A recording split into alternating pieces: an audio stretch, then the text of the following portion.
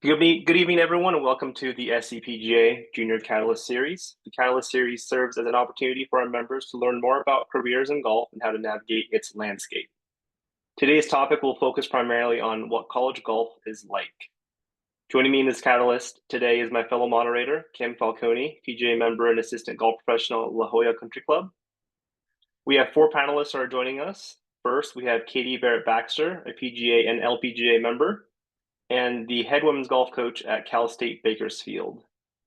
Joining Katie is going to be one of her players, Kate Montemayor, who is also an SCPGA Junior Tour alumni. Along with these two, we have Arthur Guevara. Art's is experiencing a few technical difficulties, but he'll join our call in a second here. But Art is a PGA member as well. He's also the head golf professional at El Prado Golf Course and the head golf coach at Mount San Antonio, Mount Sac, if you from the area, college. Joining Art will be his daughter, Faith Guevara, who's also an SCPGA Junior Tour alumni and member of the women's golf team at Dominican University in San Rafael, California, which is in Northern California. For this catalyst, for the first hour, we'll have each panelist share their own personal journey through golf and what led them to pursue a career in golf / play college golf. For the last hour of the catalyst, we will have a brief discussion with our panel and answer any questions you may have.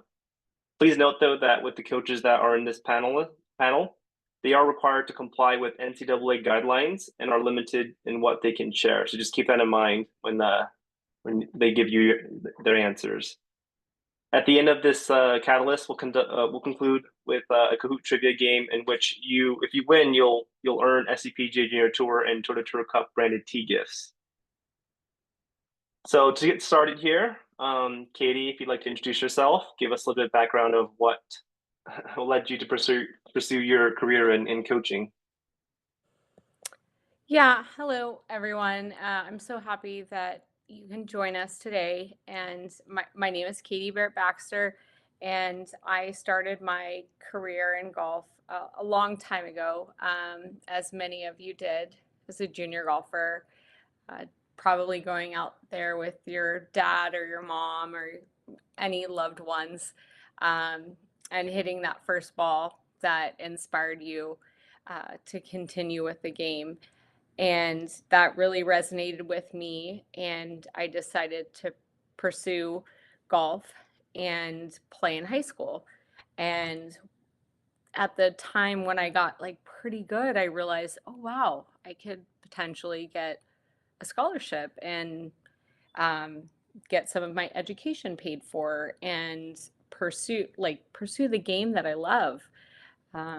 It taught me a lot of life lessons and uh, really great experience. So, fast forward, I got a scholarship to University of Toledo, and coming from Las Vegas, uh, many of you in California may not know, Toledo's in Ohio. So from Vegas to Ohio was quite the shock. I still had a great experience there. Uh, I still have friends to this day. One good teammate that I still keep in contact, and she's also a college coach. But it wasn't quite it for me. So I wanted to get somewhere closer to home and ended up playing at Long Beach State, had a great career there, and went on to graduate school for elementary education, which was really fun, really great. But I still miss golf. I love teaching and golf. So I had to put pencil to paper and figure out like what do I want to do and what does that look like? And inevitably I came back to um, teaching in golf and wanting to be an assistant professional. So that's how I started. So I went through the LPGA and I was at Spanish Trail Country Club and had a really phenomenal time there, learned a lot, and then navigated to San Diego and got to have 5 wonderful years at La Jolla Country Club. Kim Falcone is another person on this call, panelist. So I was under her, and she taught me a lot of valuable life lessons, and I got to teach a lot. teach a lot of young women, juniors, and even men. And that was a really exciting time. And then I came to a point in my life where I was like, maybe I want like a traditional Monday to Friday work week. So I um, worked at Callaway for a couple years, and that was really fun as well. I got to learn a lot about club building and different aspects of the OEM industry, uh, warranties, uh, sales, you name it. And that was really great. But for me, I still missed being on the course. Um, so my good friend, again, per NCAA compliance reasons, we're not going to name any names, but she wanted me to come help her um, as she got a head coaching job. And I was really glad to go back to my alma mater. And that was a fantastic experience to give back to a program that gave me so much and taught me so many life lessons. And then from there, I decided to take over my own program, and I had the most amazing opportunity to coach where I'm at now.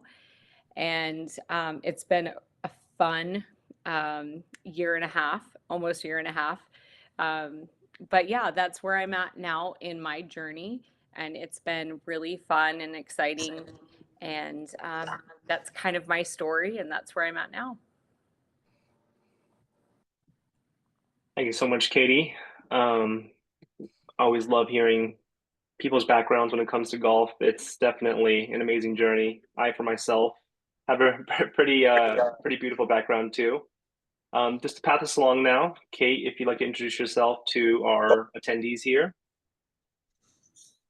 Hi, I'm Kate. I'm a freshman on the Cal State Bakersfield women's golf team. I started playing golf when I was 2. It was a sport that ran in my family. My grandpa played it, my dad played it, my uncles played it. So I just grew up playing, and I've always had love for the sport. Took it not too seriously in middle school, but once I got to high school and joined the golf team for my high school, I started realizing that I was really passionate about it, and it was a piece of me. Like, it really made me feel complete, and that made me want to play for college. Thank you so much, Kate. Moving along now, Art, if I can introduce yourself. Hi guys, I apologize for the little hiccup there. Art Guevara, I am a PGA member and a head coach for the Mount San Antonio golf team. Started the career way back in 1989 after high school. Was undecided to pursue pursue what kind of profession I wanted to do, and had an offer from my grandparents to go back to the Philippines and become a doctor. And as everybody knows, school ends up finishing here in June, and in the Philippines it doesn't start till February, March. So I said, let me go find a job, and I found a job at Industry Hills and never left. Ended up working there for 18 years. Became a PJ member while I was at Industry Hills, and then bounced around to 2 other places, which is not bad for a golf professional. I ended up working at Black Gold for 2 years, and then 10 years over at Green River. Currently, I'm now the director of golf over at El Prado Golf Courses, which hosts a lot of SCPGA events. We're junior friendly over there, and proud to say that my daughter, Faith, was a member of the SCPGA and now plays collegiate golf for Dominican University. A little background there. Thank you so much, Art. And that's actually a perfect segue here to Faith. Faith, if you can please introduce yourself. Hi, everybody. My name is Faith Guevara. I'm a sophomore here at Dominican University of California, and I'm on the women's golf team here. I played golf all my life. I played golf since I was 3 years old, and it's something that I can't imagine my life without. I played in my middle school, actually had a team, and then I was playing SCPGA Tour events. My high school had a team. And now I'm here and I couldn't be happier. We just ended our fall season here. And then we start back up in the spring. I had a great season of golf. It's a love-hate relationship, and right now it's the love, which is I love so much. And golf has just always been a big part of my life. So I really enjoy it. Thank you so much, Faith. And then Kim, if you don't mind introducing yourself. For those of you that don't know, Kim is actually the 2024 SCPGA Golf Professional of the Year. It's an award that she recently won. So we can all give her a round of applause really quick. Thank you. So my dad was a golf professional, so I've played my whole life. But like a lot of people, I didn't really take it that seriously. I was just an average player for a very long time until I was probably about 14, 15, and my older brother was getting scholarship offers for college. He was a really good junior golfer. And my parents kind of said, you can get a job in the summer and save money for college or work on your golf game and get a scholarship. So to me, that was a no-brainer. Worked hard on my game, still was kind of an average player, but ended up getting a scholarship to University of Missouri, where I played for 4 years. And then just like Katie, I went to grad school and got my master's in elementary ed. And at that time, I had 2 degrees and very little experience and was having a hard time finding a job in that field. And my dad at that time said, there's a huge demand for women professionals. Most new golfers were women. And he really thought that I had a future. And so I just got very lucky. I was at the right place at the right time. My first job in the golf business was at Bell Reef Country Club in St. Louis, Missouri, which they've had PGA Championships, US Opens there. So a very prestigious club. And I was there for 7 years. And my brother had moved to San Diego, and I'd never been west of the Rockies, because if you live east of the Rockies, everybody goes to Florida and you think Florida is the best thing ever. And then I came to visit him and I'm like, wow, no, forget Florida. San Diego is the place to be. What am I doing in the Midwest as a golf pro? So I got a position at La Jolla Country Club, and I have been there for 24 years, which sounds like an eternity, I'm sure, to most everybody, but it seems like I just started the other day. My position has changed a lot over the years. I went from being just a regular assistant to the assistant head pro. Now my job title also is golf operations manager. So I oversee 6 assistant golf professionals, and it's really my dream job.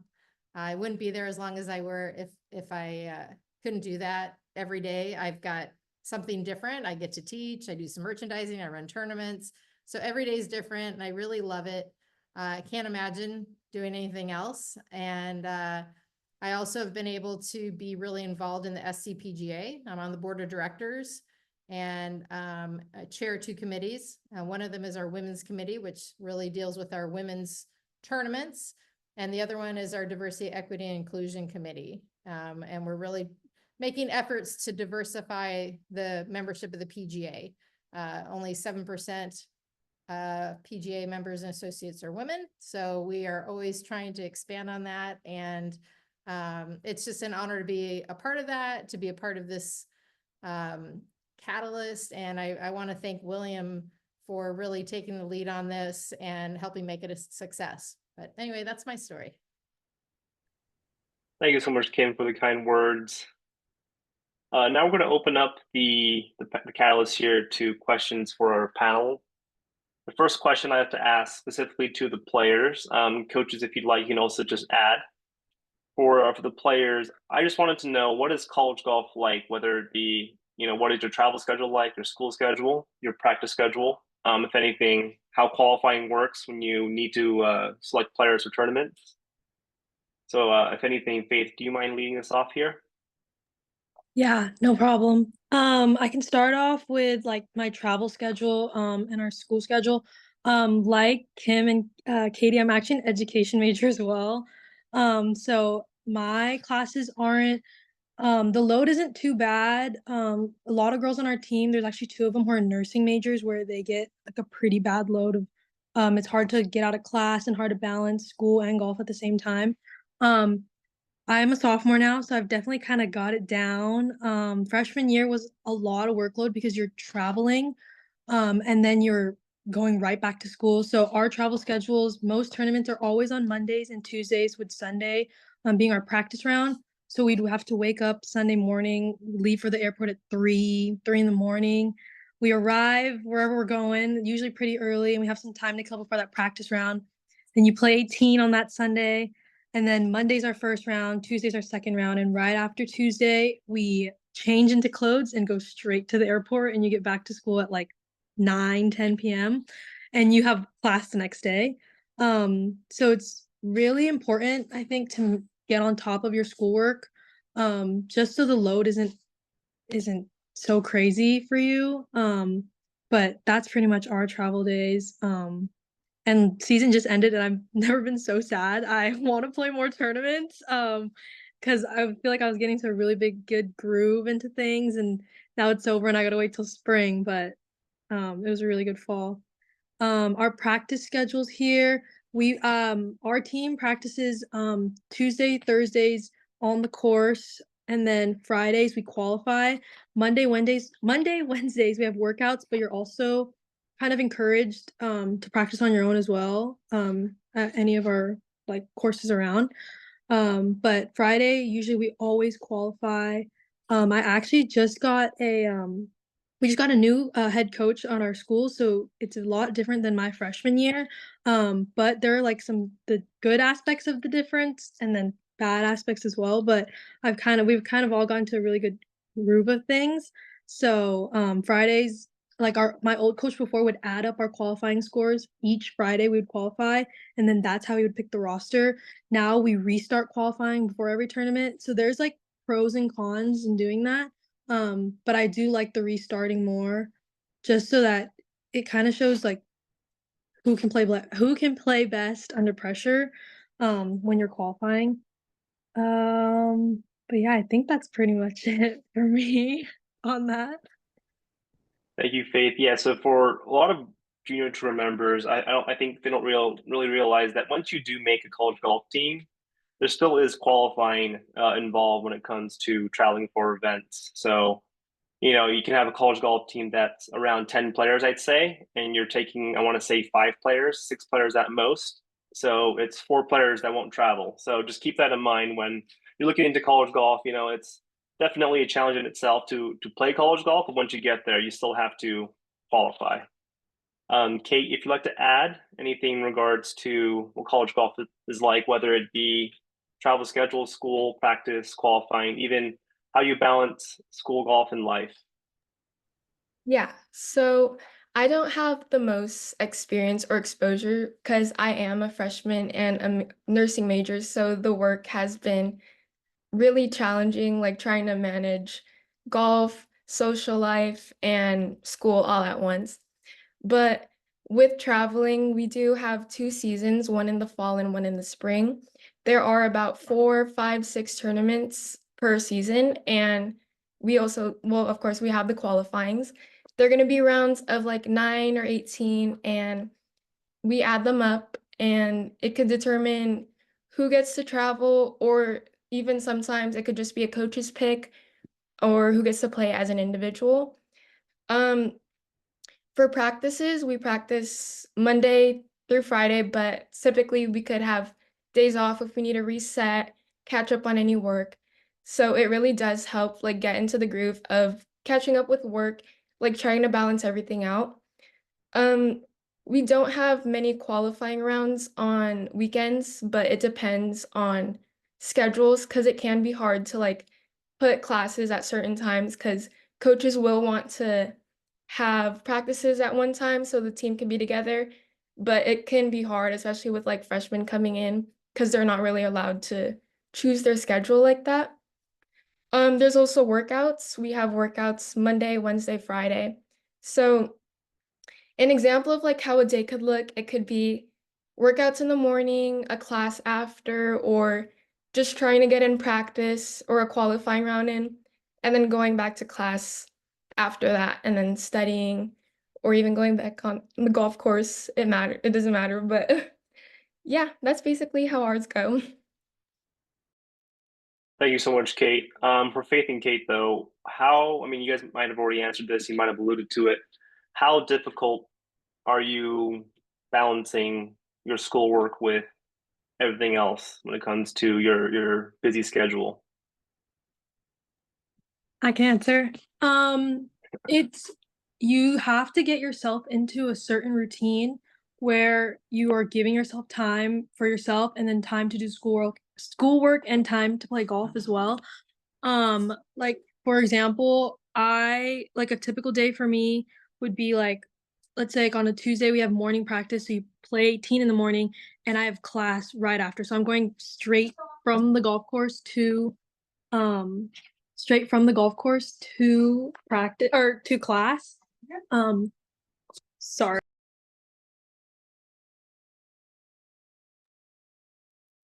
Sorry, Kate, if you want to add to that while Faith is a little preoccupied. Let me see.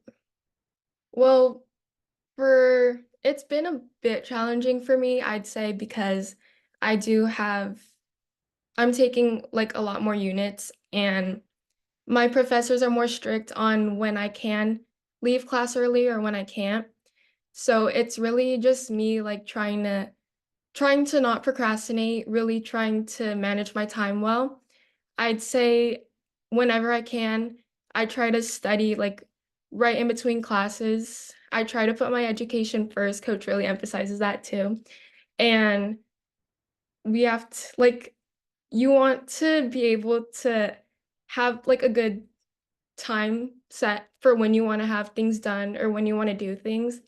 So I typically study first, get all my classes done, and then go to practice right after. And then right after practice, go back to studying or even my other class. Yeah, so it takes a lot of organization, right? If I can allude to or even add to, so I also played college golf. I graduated back in 2019, and just as Kate mentioned, a lot of what college coaches look for is a good player, but on top of that, they also want good students. I think something I did when I played college golf was I would actually study during tournaments. My coach might not have liked that, but I still played decent. But it's something that I did just to ensure that I was ahead of my schoolwork and just to make sure everything was that I could graduate in time essentially. But that's actually a very good segue into our next question here in terms of what college coaches look for in recruiting. So again, because they are limited into what they can share because of NCAA guidelines. The coaches here might give you just a broad overview into exactly what a coach looks for. But I'm also going to ask the players essentially what they think help them get recruited for college golf. So if we can start off, Katie, do you mind just explaining what generally speaking, what a college golf coach would look for when it comes to what a player is playing in, whether it be strength of tournament, so on and so forth? Yes, absolutely. So as a college coach, and I have many friends in the college coach world, there is like a typical guideline rules that we're looking for, or like the strong points when we're recruiting. I'm not going to speak for everyone or not specifically for myself, but I would say communication is key, and tournament results, and then also your upcoming schedule. Also, setting up a call for just to get to know the coach, and so they can get to know you.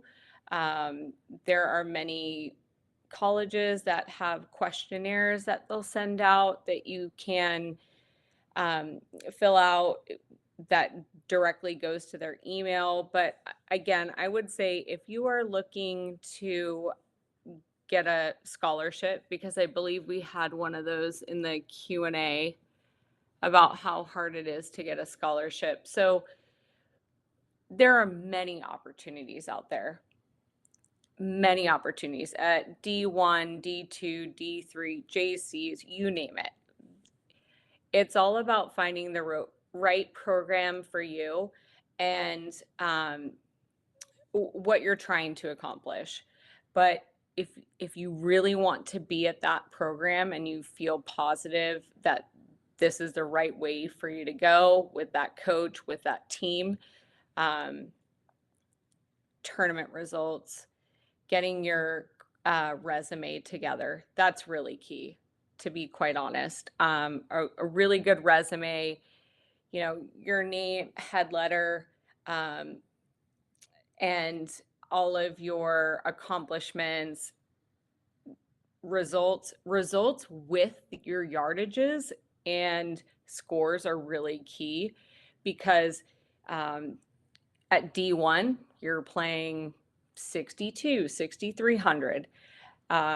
Maybe at D2 you're playing a little bit different, D3, and different courses too. At the D1 level, not saying that we travel a little bit more, but you might see a little bit more elevation and slope. So even if you're someone who's traveled a lot, that can be attractive. But I think the most tournament reps are good. It doesn't matter if you play locally, or you can afford, your parents can afford to take you to wherever, but like that consistent communication and showcasing what you've done at whatever elevation, at whatever course, and whatever yardage is key. And stats are also awesome. A lot of recruits will send videos, and that's like really important as well, because different programs have different budgets. So we can't always go and recruit, you know, on the East Coast, or maybe you're looking at a university on the East Coast, but you're from California. I mean, that's a long way for them to go. So if you can provide consistent videos like front view, down the line, short game, any TrackMan or GC Quad Pro numbers, that's always great, because we get a better idea of the player that you are. And then also, I can't speak too much onto this, but like having that conversation with your swing coach is also important, because we get to understand who you are and who you are as a player. I think that's really cool. And just how you are as a person. Like the more you can tell them like your hobbies, what you like to do, you know, your siblings, your family dynamic. And because all these coaches are trying to create a culture at the end of the day, and they want the best girls and the best fit. And we're doing our best. You know, we are team mom, we are travel agent, we are swing coach, we are checking on your grades. You know, we are mental coaches, and we are also there for a shoulder to cry on. So, you know, if we can get to know you as a person, like we want to make sure it's the right fit. But yeah, if you're really looking for that foot in the door, the more information you can provide to a coach from a golf aspect, academic aspect, the better. Thank you so much, Katie. That was a lot of valuable information you provided. I mean, just like she mentioned, I think the biggest thing is just getting that resume into a college coach. I think if most importantly is you want to create a resume that makes you stand out, right? 100%. You need something to pop And okay, I'm going to say this. Probably the biggest faux pas that if you're wanting a scholarship is hi coach, looking to play for your school, really interested in your program. Can we set up a call? But then there's no swing videos, there's no resume attached, nothing else. And we are so busy managing these girls, the team, we have administration work. So, like, if you can provide anything for any of the coach, any of the programs that you're interested in, more information, the better, and the detailed. Like if you're a scholar athlete, or maybe you're in book club, or maybe you're also the captain of the soccer team, like all of that is really cool information, because then, hey, maybe you're a dual athlete, or maybe you play clarinet. Like all of this stuff is really cool, and we want to get to know you as a person. But if we just get the email that's like, hey, want to be on your program, like want to play for you, that doesn't tell me much. So I think most coaches are looking for a detailed resume, and that's going to pop when they get that email, when they click on the PDF and they see, wow, they took the time to really showcase what they have to offer and give a little insight of who they are. Yeah, I definitely agree with that. I mean, it's same thing with applying for jobs, right? You want to create a resume that stands out, and I think college golf is essentially a job when it comes to playing it when you're trying to apply for it as a junior tour member or even a junior golfer. Art, did you have anything, or did you have anything you wanted to add in terms of what college coaches look for in recruiting? Yeah, absolutely. So I can appreciate what you had said on the college recruiting on a different different level. I'm in the realm of junior college golf. The amount of just to talk a little bit about our conference. Our conference is in need of players. Normally, we get players that are played on their golf team and undecided. We have players that were the 4, 5, 6 of their team and wanted to continue playing on. And we also get some of the 1, 2, 3 players that are from high schools that either something happened when they were moving to another school, or travel arrangements or scholarships were kind of not done, not done the way they wanted it to happen. So in speaking about junior college golf, the opportunities there, and I'll speak a little bit about our Mount Sac golf team. With all modesty aside, we came in second to in-state last year with the ladies that we had, and we had 4 ladies last year. This year, we just finished our match, and we went undefeated with the 4 ladies I had last year, and 2 recruits that came out from other schools. One lady came from another school and transferred to us, and another one came from out of state. So there's different ways to get we don't give scholarship, but different ways to get opportunities. And I know for a fact that maybe after November 20th, which is the state tournament, and depending on how well we do, I know college coaches, Division 1, 2, and Division 3 NAIA schools will be calling, just like they did last year, for opportunities for these ladies to move on. So those are opportunities that I don't think not too many people know. That it's not just if you get rejected or you don't get to go to the school you want, maybe the junior college route might be a way to go.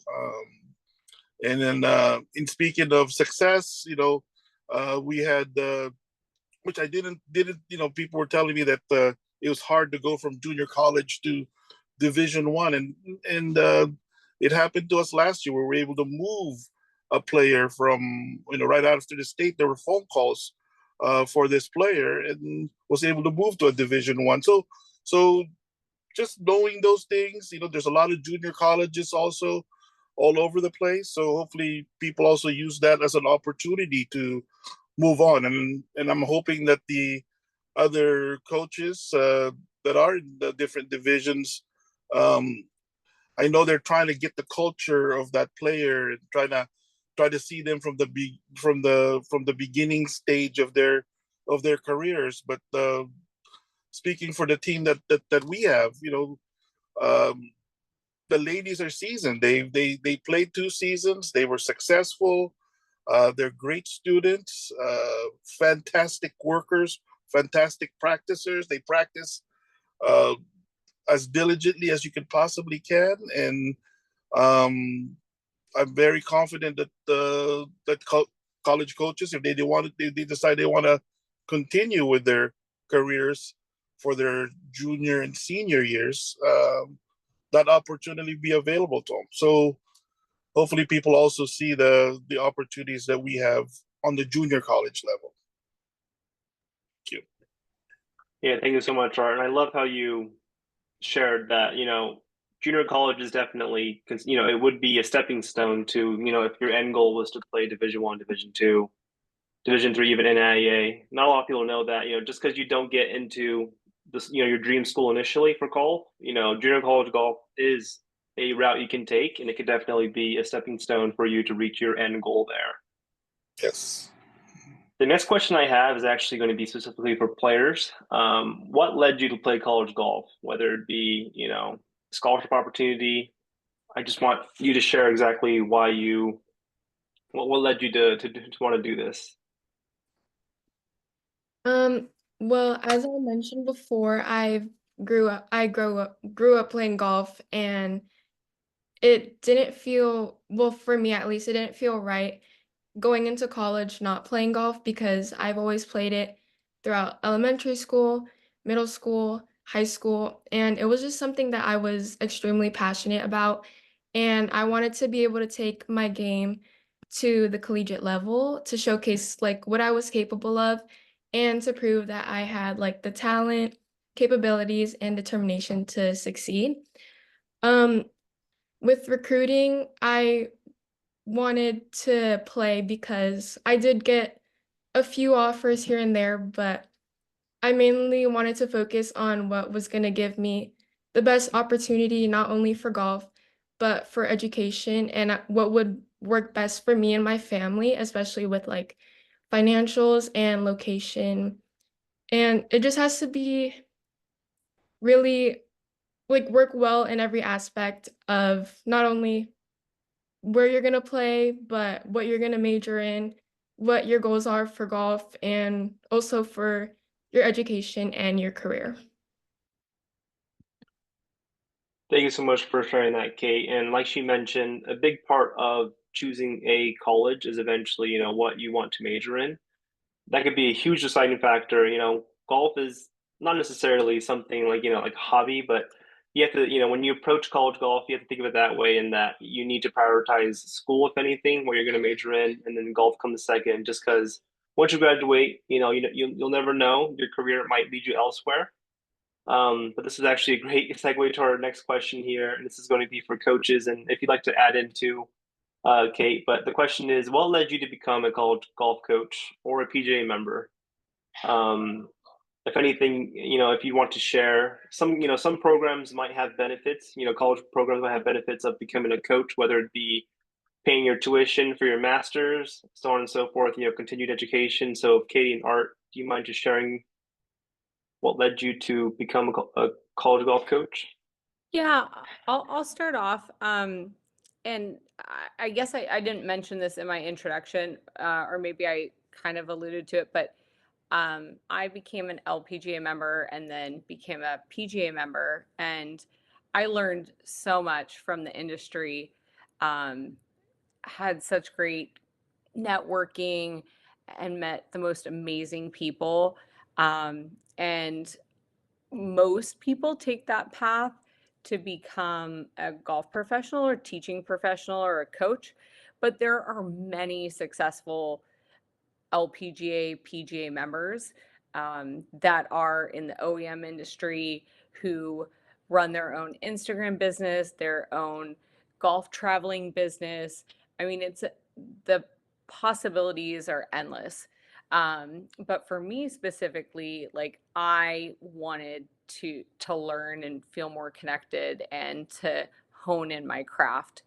And once I had that and felt confident, then I knew where I needed to be, and that led me to coaching. And once that happened, and I was able to make an impact on these young women, I was like, yes, this is it.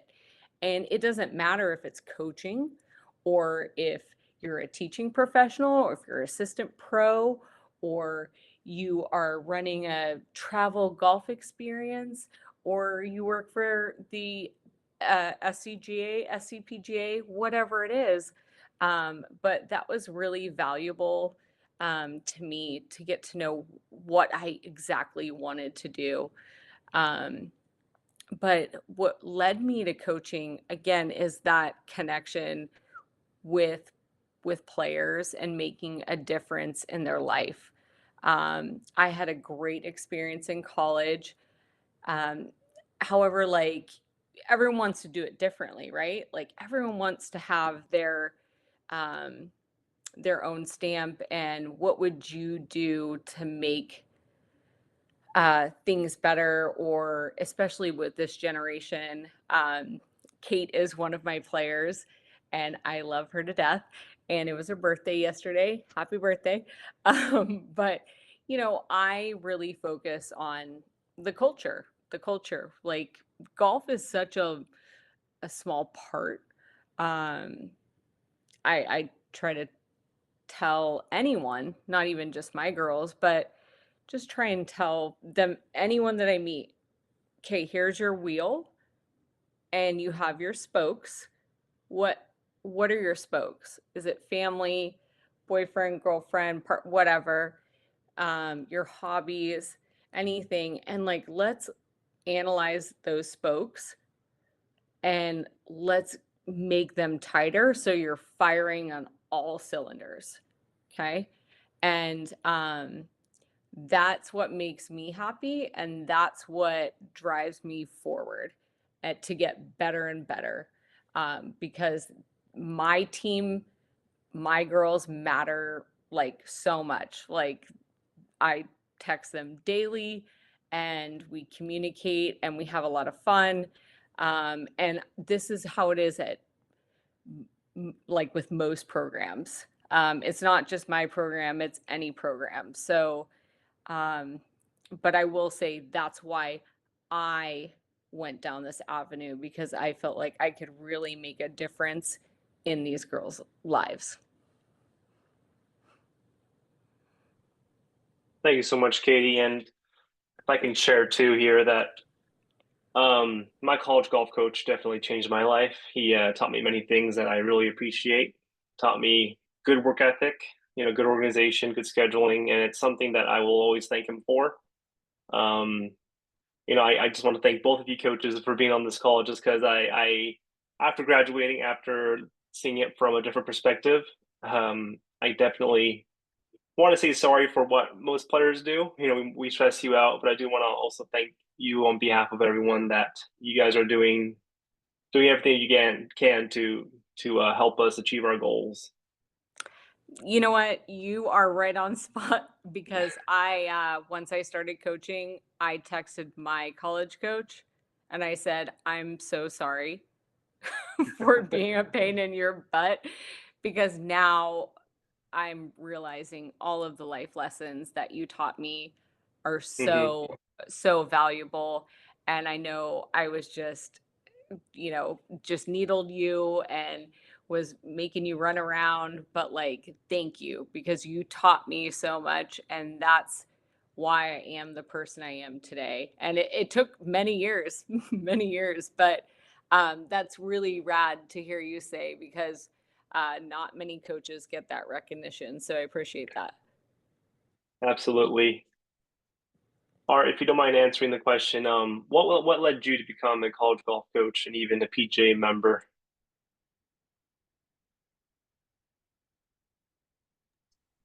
Um, the the PJ member, I'll start off with that. That was an either or for me back when I was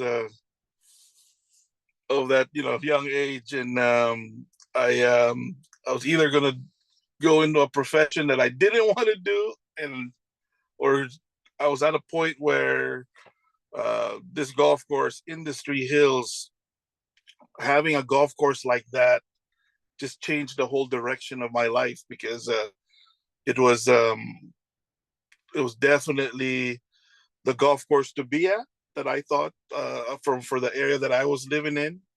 The people that were there were lifelong friends. The assistant pros, the head pros that ended up becoming head pros are Faith's godparents. That friendship that started at 21 years old, 22 years old, we kept that going, and I would never have left after 18 years, but I knew there was other things to discover and understand.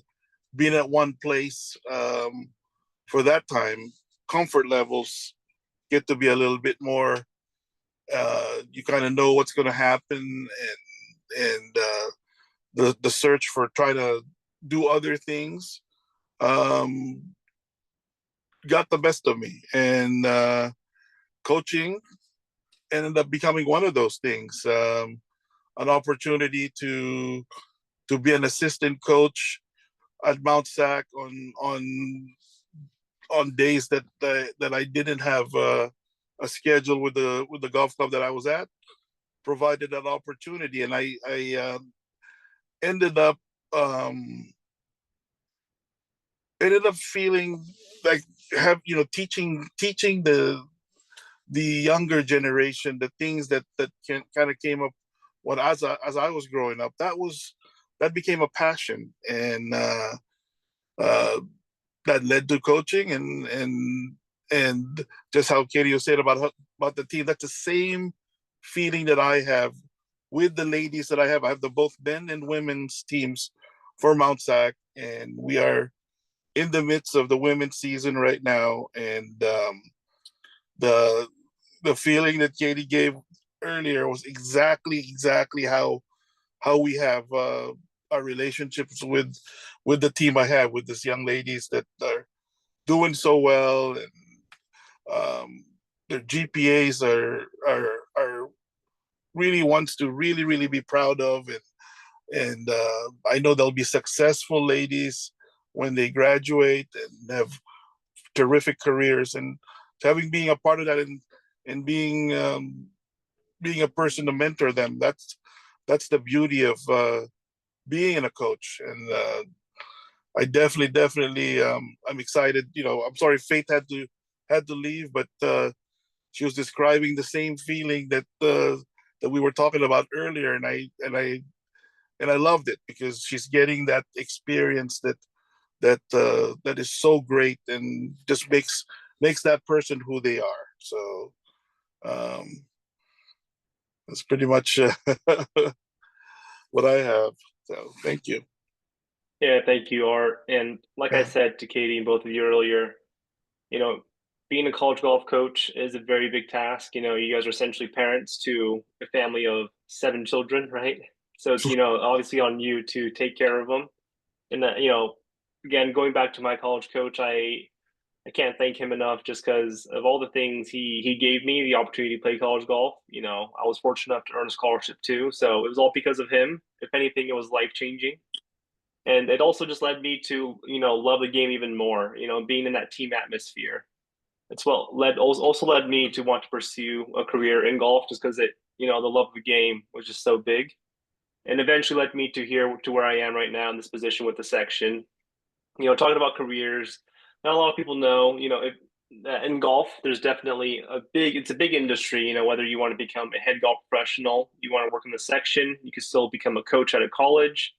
You can even work retail. There's a lot of careers you can look into when it comes to golf. At this time, I do want to open up the panel here for any questions the attendees might have. You have the opportunity to either type a message or even to ask a question via the Q&A tab. Or if anything, if you'd like, you can also raise your hand using the tools on the bottom of your Zoom screen.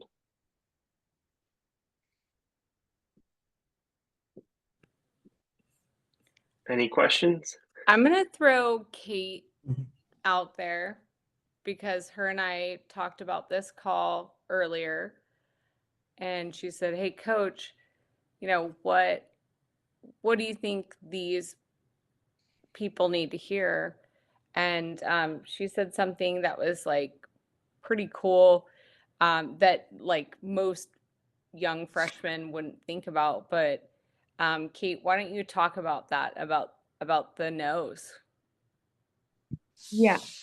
So you're going to, when you do send your emails to coaches, you're going to send a bunch of them, and you're not going to get, sometimes you're not going to get the responses that you might want to hear.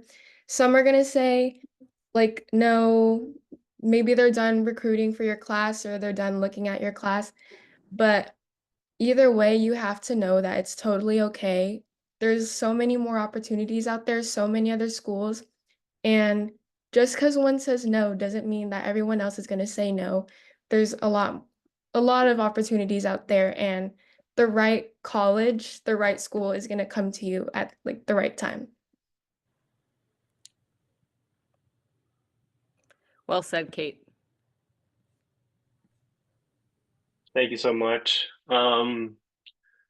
Last call here for questions from the attendees. If not, we will proceed with the Kahoot trivia.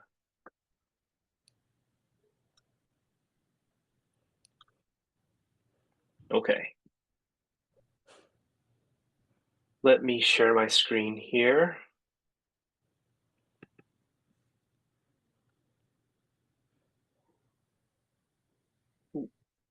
Let me redo that.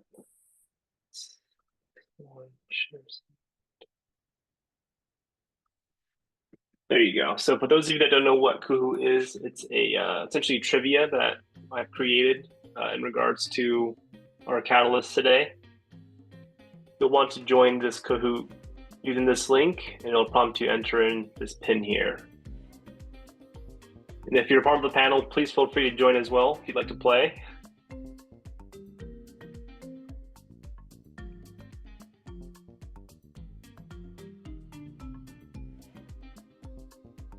And again, for this trivia, the winner will receive SCPGA Junior Tour and Tour Tour Cup tee gifts. We're looking at around 5 items that I'm going to prepare.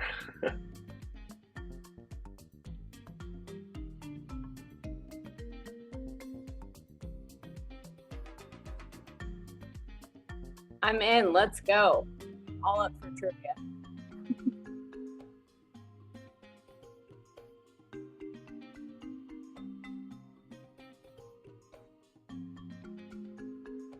Give you one more minute.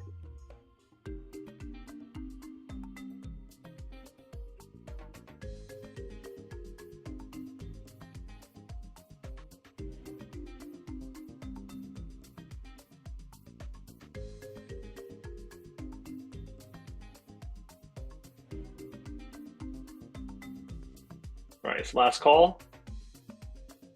Oh.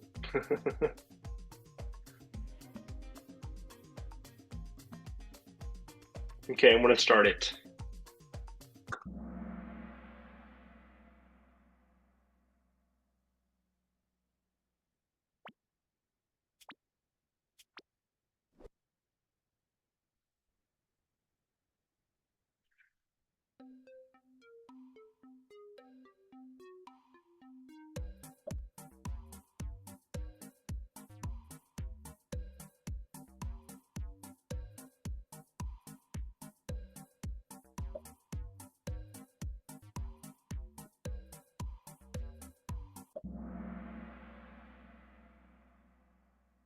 It was 1924. It's our 100th year anniversary. I'm not sure if everyone knows that. It's our centennial. Merp, I should have known that. All right.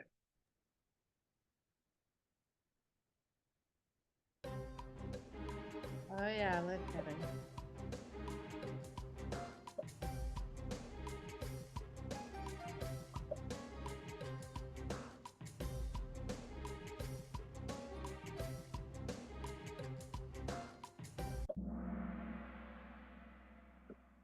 Nice.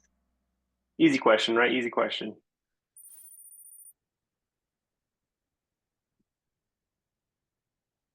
This one should be an easy one.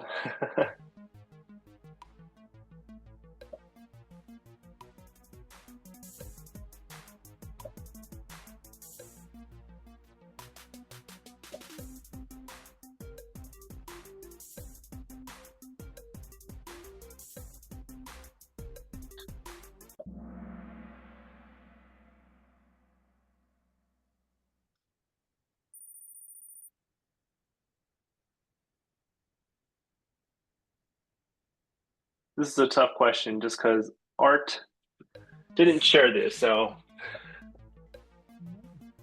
but it should be an easy one.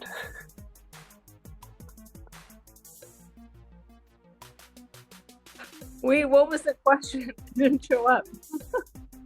It says Art Guevara PGA was the 2023 Orange Coast Conference Women's Golf Coach of the Year. True or false?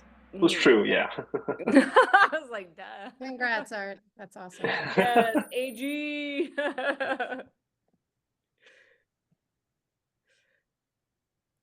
This is a hard question.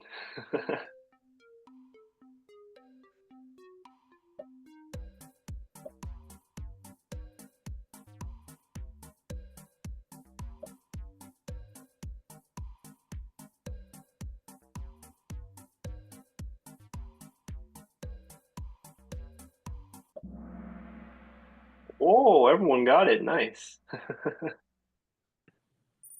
Kim would have been so mad at me if I didn't get that. This one is a hard question because Kate also didn't share this.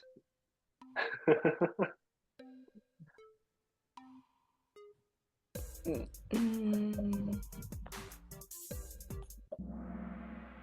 It was all of the above. I know one of the years it was co-MVP, but it's technically all of the above. Oh, dang. I am such a bad Yeah. coach. There you go, Kate, taking the lead.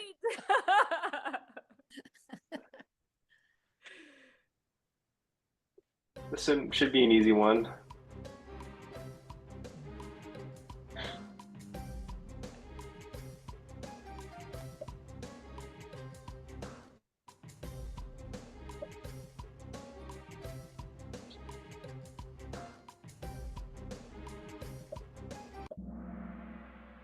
Who chose Rosang? She's from Orange County. Yeah. Last one. Should be easy because you might. Oh no, I don't think it's easy. I'll give you guys a hint. They're from West Covina or Covina. That should be a giveaway.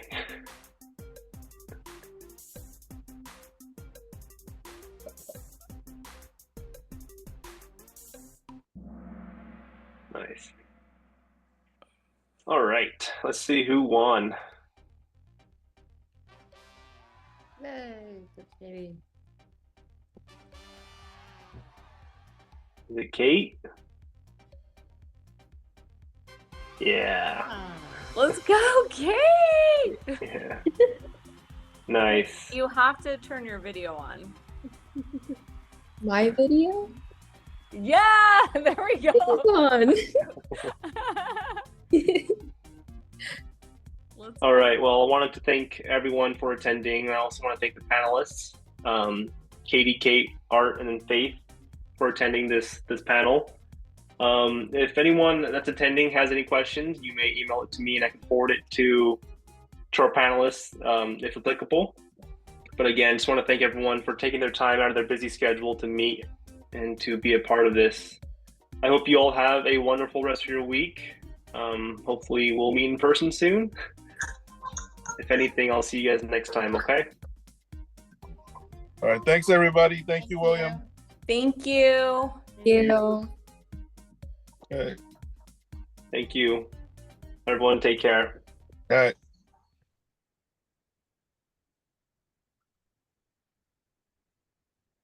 Thanks, William. Absolutely. Have a good one. You too.